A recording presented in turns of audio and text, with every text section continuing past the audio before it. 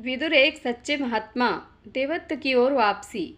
महाभारत के प्रमुख पात्रों में से एक महात्मा विदुर न केवल एक ज्ञानी पुरुष थे, बल्कि एक कुशल नीति शास्त्री, सच्चे धर्मनिष्ठ और स्पष्ट वक्ता भी थे। उन्होंने अपने विवेक, धर्म के प्रति निष्ठा और व्यवहारिक सोच के बल पर हस्तिनापुर जैसे विशाल राज्य में प्रधानमंत्री का पद हासिल किया था। प्राचीन हस्तिनापुर में भगवान कृष्ण के एक प्रिय भक्त के कुछ उत्कृष्ट गुणों पर एक नज़र। स्वर्णा राधा देवी दासी और ब्रजनाथ दास द्वारा विदुर के कुछ ऐसे गुणों पर एक नज़र जिन्होंने उन्हें भगवान का एक आदर्श भक्त बनाया। विदुर महाभारत के प्रमुख पात्रों में से एक हैं। उन्हें आमतौर पर महात्मा विदुर के नाम से जाना जाता है। महात्मा का अर्थ है महान आत्मा, विशेष रूप से भगवान कृष्ण के प्रति पूर्णतः समर्पित व्यक्ति। इस वीडियो में हम विदुर के कुछ उत्कृष्ट गुणों पर चर्चा करते हैं। महाभारत हमें बताता है कि विदुर वास्तव में यमराज थे, जो सभी जीवों के मृत्यु के बाद उनके भाग्य का निर्धारण करते हैं। मुंडक मुनि को दंड देने के कारण यमराज को मुनि ने शूद्र योनि में जन्म लेने का श्राप दिया था, जो मानव समाज के 4 वर्णों में सबसे निम्न वर्ण है। एक बार मुंडक मुनि को उनके आश्रम में छिपे चोरों को गलत तरीके से गिरफ्तार कर लिया गया था। राजा के दरबार में मुनि को भाले से छेद कर मृत्युदंड की सज़ा सुनाई, लेकिन राजा ने मृत्युदंड का आदेश रोक दिया और मुनि से अपने साथियों के भूल के लिए क्षमा मांगी। मुंडक मुनि यमराज के पास यह पूछने गए कि उन्हें ऐसा दंड क्यों दिया जा रहा है। यमराज ने मुंडक मुनि को समझाया कि बचपन में उन्होंने एक चींटी को एक नुकीले तिनके से छेद दिया था और इसी कारण उन्हें यह कष्ट सहना पड़ा। मुंडक मुनि ने यमराज को उत्तर दिया कि शास्त्रों के अनुसार बच्चों के अबोध कर्म भले ही पाप पूर्ण प्रतीत हों, पाप पूर्ण नहीं होते। यमराज की इस गलत धारणा के कारण मुंडक मुनि ने उन्हें शूद्र योनि में जन्म लेने का श्राप दिया। यमराज ने एक दासी और भगवान के साहित्यिक अवतार वेद व्यास के पुत्र के रूप में जन्म लिया और विदुर कहलाए। यद्यपि उनका जन्म एक शूद्र के रूप में हुआ था, फिर भी उन्होंने अपनी बुद्धि बरकरार रखी। विदुर में कई गुण थे जो उन्हें एक महात्मा के रूप में प्रतिष्ठित करते हैं। उनमें से कुछ निम्नलिखित हैं। एक साहसी और बुद्धिमान सलाहकार। विदुर अपनी प्रतिभा और सत्य बोलने की क्षमता के लिए प्रसिद्ध थे। उनमें एक निडर और बुद्धिमान सलाहकार के असाधारण गुण थे। यह जानते हुए भी कि धृतराष्ट्र और दुर्योधन उनकी अच्छी सलाह को स्वीकार नहीं करेंगे, विदुर ने फिर भी धृतराष्ट्र को राज्य पांडवों को लौटाने का निर्देश दिया, जो कि राज्य के वैध उत्तराधिकारी थे। एक सलाहकार को लगभग हमेशा अपनी सलाह का विरोध झेलना पड़ता है, लेकिन फिर भी उसे साहसपूर्वक सलाह देनी चाहिए। विदुर ने धृतराष्ट्र को आगाह किया कि भले ही दुर्योधन के अलावा उनके 99 पुत्र हों, लेकिन उस एक पुत्र के बुरे चरित्र के कारण धृतराष्ट्र के 100 पुत्र नहीं बल्कि 0 पुत्र होंगे। विदुर ने जोर देकर कहा कि राज्य के हित के लिए धृतराष्ट्र को अपने पूर्वज भरत की तरह अपने अपराधी पुत्र दुर्योधन का त्याग करना होगा। राजा भरत ने राज्य के हित के लिए अपने 9 निकम्मे पुत्रों को त्याग दिया, एक योग्य उत्तराधिकारी को अपनाया और उसका राज्याभिषेक किया। विदुर ने धृतराष्ट्र को याद दिलाया कि एक राजा और एक पिता होने के नाते उनकी जिम्मेदारियां हैं। एक राजा के रूप में उनकी जिम्मेदारियां एक पिता से भी बड़ी हैं। राज्य की रक्षा के लिए धृतराष्ट्र को पांडवों पर दुर्योधन के अत्याचारों को रोकना चाहिए। एक आशावादी। विदुर एक आशावादी और दयालु व्यक्ति थे। वह किसी भी व्यक्ति के मन और हृदय को समझ सकते थे। वह जानते थे कि धृतराष्ट्र महान कुरुवंश के वंशज थे, वेद व्यास के पुत्र थे और उन्हें भगवान कृष्ण के विश्व स्वरूप के आंशिक दर्शन का सौभाग्य प्राप्त हुआ था। वह समझते थे कि यदि धृतराष्ट्र दुर्योधन के प्रति अपने मोह से मुक्त हो जाएं, तो वह एक महान व्यक्ति बन जाएंगे और इतिहास और शास्त्रों में उनका महिमा मंडन होगा। दुर्भाग्य से दुर्योधन के प्रति उनके मोह ने विदुर की करुणा को दबा दिया।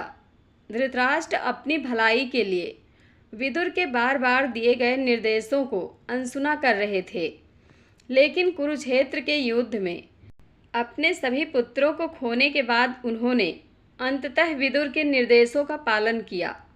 विदुर ने धृतराष्ट्र को ज्ञान दिया और फिर उन्हें और उनकी पत्नी गांधारी को तपस्या के लिए वन में ले गए और इस प्रकार दोनों के जीवन का शुभ अंत हुआ। समान दृष्टि से युक्त राजकुमारियों अंबिका और अंबालिका तथा एक शूद्राणी ने क्रमशः व्यास देव के पुत्रों धृतराष्ट्र, पांडु और विदुर को जन्म दिया। कौरव विदुर के ज्येष्ठ सौतेले भाई धृतराष्ट्र के पुत्र थे और पांडव विदुर के ज्येष्ठ सौतेले भाई पांडु के पुत्र थे। इसलिए विदुर कौरवों और पांडवों के साथ समान व्यवहार करते थे और उन दोनों के प्रति दया दिखाते थे। विदुर कौरवों के प्रति दयालु थे और उन्होंने धृतराष्ट्र और दुर्योधन से पांडवों के प्रति अपने जघन्य अपराधों को सुधारने का आग्रह किया। महाभारत में बार बार वर्णित धृतराष्ट्र के साथ विदुर की बातचीत को संकलित किया गया है और उन्हें विदुर नीति अर्थात विदुर का नीति शास्त्र कहा जाता है। एक समर्पित मित्र। विदुर एक समर्पित मित्र थे जो हमेशा धृतराष्ट्र का भला चाहते थे। भले ही धृतराष्ट्र लगातार उनकी सलाह की अवहेलना करते रहे, उन्होंने धृतराष्ट्र को सचेत किया कि उनके पुत्र के प्रति उनकी भावनाओं के कारण उनका शोषण किया जा रहा है और उन्हें हमेशा सही काम करने और सही निर्णय लेने की सलाह दी। उन्होंने धृतराष्ट्र को बताया कि कृष्ण पांडवों के पक्ष में थे और वह उनके विरुद्ध जो भी करेंगे वह सीधे कृष्ण के विरुद्ध होगा। विदुर यमराज के अनुशासन के प्रतीक हैं और उनके सुझावों की अवहेलना विनाश का कारण बन सकती है। धृतराष्ट्र और दुर्योधन ने विदुर की इस चेतावनी को नज़रअंदाज कर दिया कि पांडवों के साथ जुए में शामिल ना हों। पांडव तो जुए में हार गए, लेकिन बाद में कुरुक्षेत्र के युद्ध में कौरवों का नाश हो गया। पांडवों के सलाहकार विदुर कौरवों और पांडवों दोनों के प्रति स्नेही थे, लेकिन उनका झुकाव पांडवों की ओर ज़्यादा था क्योंकि कौरव उनके साथ बुरा व्यवहार कर रहे थे। वे धार्मिक सिद्धांतों के प्रति निष्ठावान थे और सबसे महत्वपूर्ण बात यह कि वे भगवान के भक्त थे। कृष्ण के अलावा विदुर पांडवों के सबसे विश्वसनीय सलाहकार थे और उन्होंने उन्हें बार बार दुर्योधन द्वारा उन्हें नष्ट करने की साजिशों के बारे में आगाह किया था। युद्ध में किसी भी पक्ष का साथ नहीं दिया। कौरवों और पांडवों के बीच कुरुक्षेत्र का युद्ध कुरुक्षेत्र नामक पवित्र स्थान पर हुआ था। रामायण में विभीषण के विपरीत विदुर ने धृतराष्ट्र के विरुद्ध जाकर युद्ध में पांडवों का पक्ष नहीं लिया। वह तीर्थ यात्रा पर गए थे। रावण के भाई विभीषण ने रावण के विरुद्ध युद्ध में भगवान रामचंद्र का पक्ष लिया था, क्योंकि रावण ने विभीषण के युद्ध रोकने के अनुरोध पर ध्यान नहीं दिया था, बल्कि विभीषण को अपने राज्य से निकाल दिया था। त्याग। भगवान के शुद्ध भक्त होने के कारण विदुर पूर्णतः त्यागी और भौतिक निराशाओं जैसे अपमान, उपहास और पदहीनता से परे थे। कुरुक्षेत्र युद्ध के विरोध में उन्होंने मंत्री पद से त्यागपत्र दे दिया। जब विदुर ने धृतराष्ट्र को दुर्योधन से छुटकारा पाने की सलाह दी, जो आसन्न युद्ध का मूल कारण था, तो दुर्योधन ने विदुर की कठोर आलोचना की। इस घटना में भगवान की शक्ति ने दुर्योधन और विदुर दोनों पर एक साथ कार्य किया। दुर्योधन ने बाह्य शक्ति के प्रभाव में कार्य किया और इस प्रकार विदुर की तीर्थ यात्रा और उनके वैराग्य पथ को सुगम बनाया। भगवान कृष्ण का एक सच्चा भक्त। विदुर कृष्ण की शरण लेने के बजाय तीर्थ यात्रा पर क्यों गए? विदुर को इस बात का एहसास था कि धृतराष्ट्र और दुर्योधन के साथ कूटनीतिक संगत के कारण उन्होंने पाप किए हैं और वह स्वयं को भगवान की संगत के लिए अयोग्य मानते थे। कृष्ण ने विदुर को पूरी तरह से अपने अधीन करने की व्यवस्था की। भगवान को समर्पित पवित्र भूमियों में विचरण करते हुए विदुर निरंतर भगवान का चिंतन करते रहे और उन्हें प्रसन्न करने के लिए अपने कर्तव्यों का पालन करते रहे।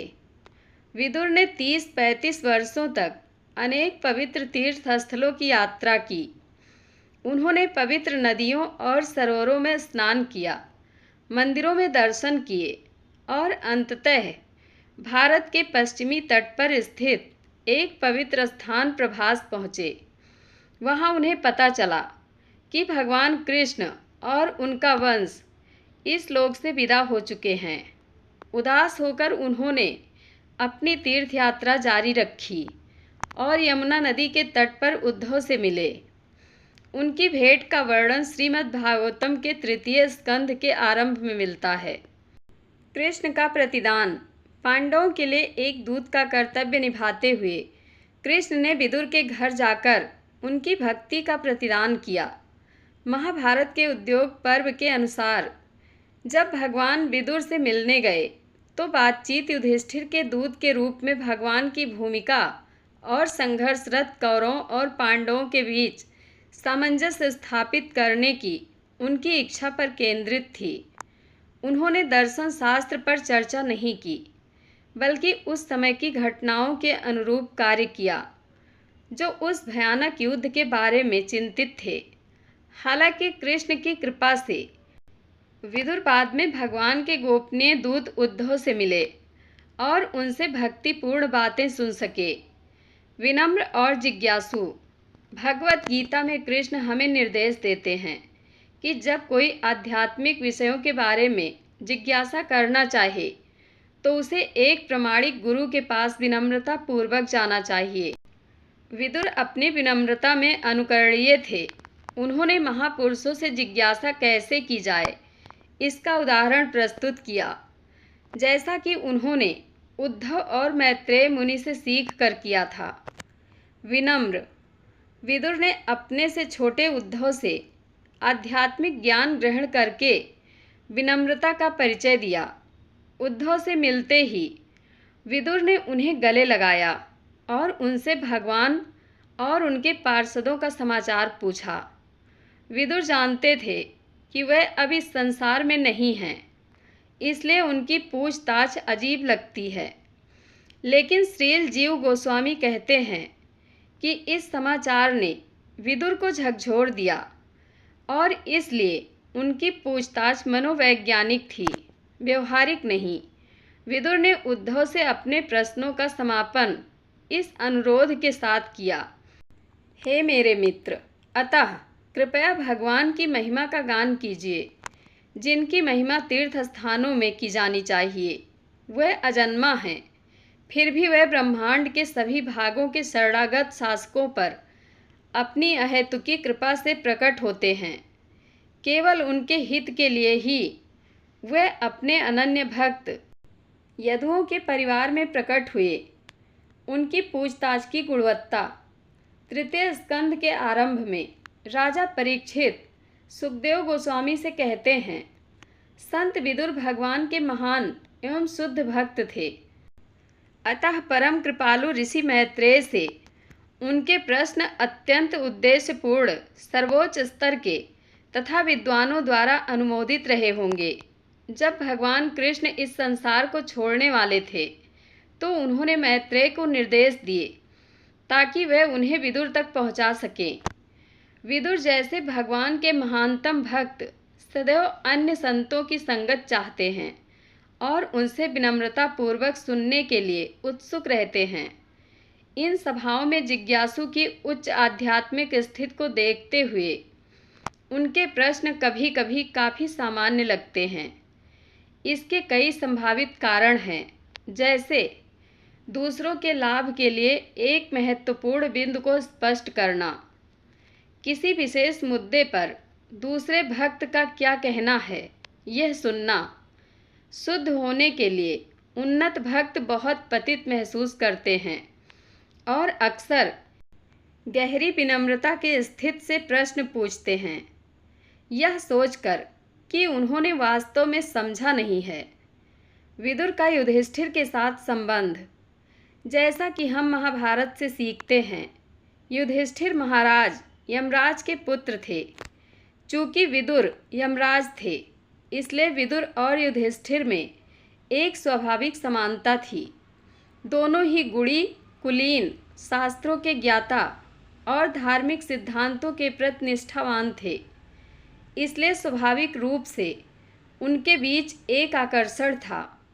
उनकी निकटता के उदाहरण के रूप में विदुर कभी कभी ऐसे रहस्यमय शब्द बोलते थे जो बाकी राज परिवार की समझ से परे थे, क्योंकि वह केवल युधिष्ठिर के कानों के लिए थे। विदुर और युधिष्ठिर पांडवों और कौरवों दोनों का हमेशा भला करने के अपने प्रयासों में भी एक थे। विदुर का अपने निवास स्थान पर लौटना, यमराज द्वारा मुंडक मुनि को गलत समझना और शूद्र बनने का श्राप मिलना बहुत दुर्भाग्यपूर्ण लगता है, लेकिन इसका परिणाम यह हुआ कि विदुर के रूप में उन्हें भगवान कृष्ण की पृथ्वी पर लीलाओं में सहायता करने का अवसर प्राप्त हुआ। इस सहायता में भगवान के सनातन सहयोगियों पांडवों को सलाह देना और उनकी रक्षा करना शामिल था, जैसे कि कौरवों द्वारा उन्हें मारने की साजिशों के बारे में उन्हें सचेत करना।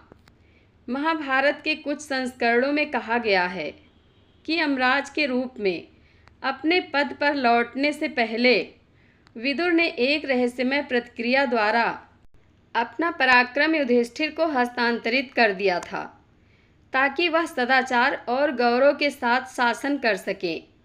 150 वर्षों तक भगवान के पृथ्वी पर लीलाओं के दौरान यमराज ने विदुर की भूमिका निभाई। विदुर के देहावसान के साथ ही यमराज का श्राप समाप्त हो गया। वह अपने धाम लौट गए और अपना पद पुनः प्राप्त कर लिया। शांति का सर्वश्रेष्ठ उपाय। विदुर नीति के अनुसार माफ़ करना शांति का सर्वश्रेष्ठ उपाय माना जाता है। क्षमा करने से इंसान छोटा नहीं हो जाता है, यह व्यक्ति की सौम्यता और दिखाने का काम करता है। जो व्यक्ति माफ़ करना जानता है, उसे जीवन में किसी भी तरह का कष्ट नहीं होता है। महाजनों के अनुयायी। विदुर ने धार्मिक सिद्धांतों के महान ज्ञाता 12 महाजनों द्वारा निर्धारित कार्यों और मानदंडों का कड़ाई से पालन किया। उनमें से एक भीष्मदेव ने भी उनका पालन पोषण किया। राजा युधिष्ठिर उनकी पूजा करते थे और पांडव उनके आराध्य थे। केवल वह ही उनसे घृणा करते थे जो भगवान कृष्ण के विरोधी थे। कृष्ण के भौतिक संसार से प्रस्थान के समय भगवान कृष्ण ने उन्हें स्मरण किया था। विदुर का जीवन हमारे लिए शिक्षाओं से भरा है। उनमें से एक यह शिक्षा है कि जीवन में समस्याएं भले ही आएं, लेकिन अगर हम कृष्ण की शरण में जाएं, उन्हें सभी कारणों का कारण मानकर और उनका सदैव स्मरण करते रहें, तो वह हमें नियंत्रित नहीं कर सकती। जय श्री कृष्ण। आप लोगों को यह कथा कैसी लगती है, कमेंट बॉक्स में अपनी राय अवश्य दें। धन्यवाद।